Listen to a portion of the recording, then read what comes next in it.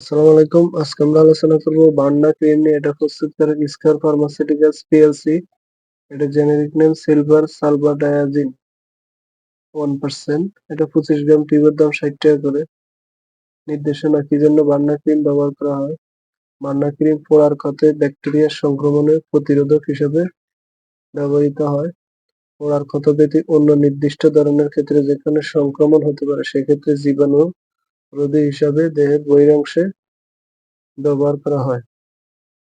পাঠ্য সেবন বিধি: অগ্নিদগ্ধ ক্ষতটি ভালোভাবে পরিষ্কার করে দিনে 1 থেকে 2 বার 1 অথবা 16 ইঞ্চি বা 1.5 মিলিগ্রাম পুরুত্বের প্রলেপ দিতে হবে।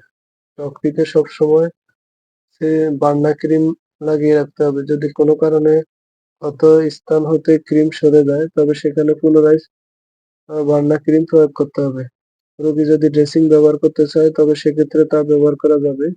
ক্ষতের সন্তোষজনক ক্ষয়পূরণ বা গ্রাফটিং করা যাবে এমন অবস্থা না আসা পর্যন্ত এই ক্রিম ব্যবহার করতে হবে। পার্শ্বপ্রতিক্রিয়া: কিছু কিছু রোগীর ক্ষেত্রে অভাবনীয় জ্বালার অনুভূতি, র্যাশ ইত্যাদি দেখা দিতে পারে। গর্ভাবস্থায় স্তন্যদানকালে Burna cream pregnancy category B.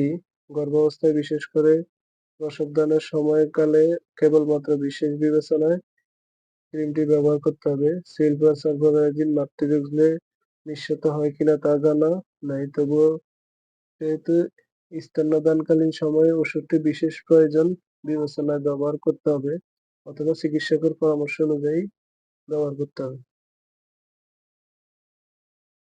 থেরাপিউটিক্যাল class: topical antibiotic preparation. সংরক্ষণ: আলো আর্দ্রতা থেকে দূরে 30 ডিগ্রি তাপমাত্রার নিচে রাখুন। শিশুদের নাগালের বাইরে রাখুন। এছাড়াও যে কোনো মেডিসিন ব্যবহারের পূর্বে অবশ্যই ডাক্তারের পরামর্শ নিয়ে ব্যবহার করবেন। নিজে নিজে ভিডিও দেখে কোনো ওষুধ ব্যবহার করবেন না।